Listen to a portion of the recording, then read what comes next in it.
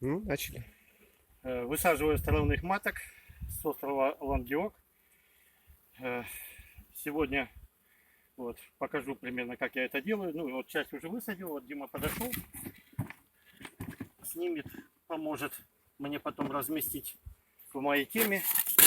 Вот так примерно выглядит.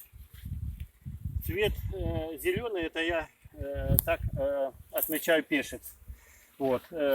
Клею и так отправляю на остров. Других данных никаких не делаю. Для себя мне это все понятно. Все остальное, в общем, вот. Вот так примерно выглядит ЭВК, пришедшая с острова. Сейчас матка пойдет на ту сторону, поэтому лучше бы, конечно, чтобы быстрее. Нет, она вот возвращается. Делаю примерно вот так. Беру ее вот так вот пальчиками. Сажаю сюда.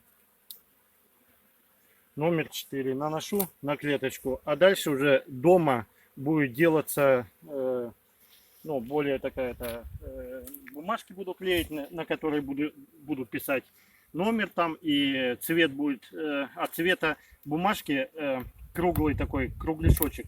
От него будет зависеть, какая матка сидит в той или другой клеточке. Так, ну вот еще одну можно будет. 24-я. Берем. Так, матка, вот она. Открываю. Когда матка немножко уходит, я ее немножко ножичком постараюсь за грудку взяться. Вот так вот. Ухватить ее за грудочку. Раз. Сажаю. Смотрю, чтобы она лапки свои не подставила, когда закрываю клеточку. Потому что она пытается в этот момент вылезти, бывает, матка. Все, она теперь там. Ну, можно будет еще наношу номер 25 зеленым цветом, чтобы знать, что за линия у меня здесь сидит. 25. А дома уже доработка клеточек будет. Снабжение ее резиночкой, чтобы в дороге она не открылась. И обозначение.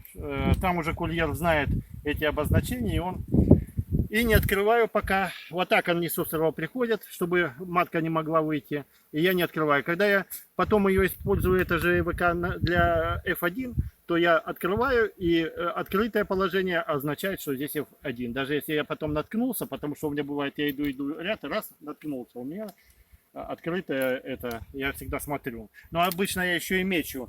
Вот, допустим, вот здесь F1 сидит. Вот здесь, наверное, тоже F1 сидят, потому что я еще что-нибудь, бумажку какую-нибудь ложу, чтобы, когда я уже высаживаю, чтобы можно было определить, ну, лишний раз не открывать тот или другой ящичек. Сделал я в этом году часть новеньких ящичков, но их еще не доработал. Прорезь есть, сюда будет вставляться перегородка. Закажу, чтобы нарезали. Крышка у меня сейчас без всяких пазов. Я раньше делал с пазами. Она вот здесь вылезал на станке паз, и она ложилась и как бы не ходила. А теперь хочу взять просто плитку по размеру, потому что легкая, а камень постоянно ложить. Плитку по размеру возьму. На станке также отмечу этот, который по пенопласту, струна. Отмечу контур. И на пену плитку заклею, и она, ну, позволяет высота, чтобы там ВК, у меня ВК низкие, я предпочитаю с такими работать, они не очень удобные. Кстати, смотритель на острове Лангерога тоже признал, я ему оставляю маток, когда он просит, часть маток оставляю. Вот, и он высаживает, когда говорит, очень удобно с ними работать. То есть для профессионального, именно для большого количества, вот такие. Большие, это вот кто делает 10-20 маток, с ними возни больше. И обязательно пенопласт, потому что стекло они прилепляют прополисом, и стекло надо очень осторожно, иначе оно хрупкое. А это открывается ножиком, оно может гнуться и легко Да, это открывается. ПВХ, короче. Да. Не стекло. Ну, да, это ой, как он называется? Пластиглаз Оргстекло. по-нашему, оргстекло. И такими вот я уже пользуюсь ими с самого начала, и пока они не помутнели, ничего. У Тислера я смотрел, он очень давно пользуется, и он точно такими же работает ЭВК. Вот я взял все мерки с его ЭВК, и вот он тоже предпочитает такой материал, но они у него уже стали матовые слегка, и матку, ну как, хуже уже видно. Но сколько уже, лет 7 прошло, они еще идеальные. Так что, я так думаю, может быть от мойки, смотря где ты моешь, может это зависеть. Ну и вот, оставляю так, а когда сажаю уже для F1, я открываю и оставляю так. Либо вторично выходит вся пчела, проверяю, чтобы не было трутней, снова запускаю матку. Это кто? Сдвинулась, наверное.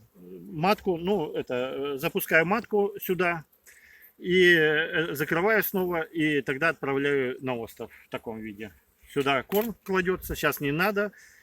Лето очень жарко, обычно в это время уже все, пчелы от голода, ну, в нуклеусах от голода осыпались. В этом году ни один еще не осыпался от голода, хотя я кое-где давал, где послабже, пчелки поменьше или совсем молодая пчелка выходит, там я давал канди, а где такая пчела, не надо давать, она вот заброс здесь меда, они натащили, ну это пресеющие матки, и там вот кусок я вижу меда есть, то есть пока им не обязательно давать.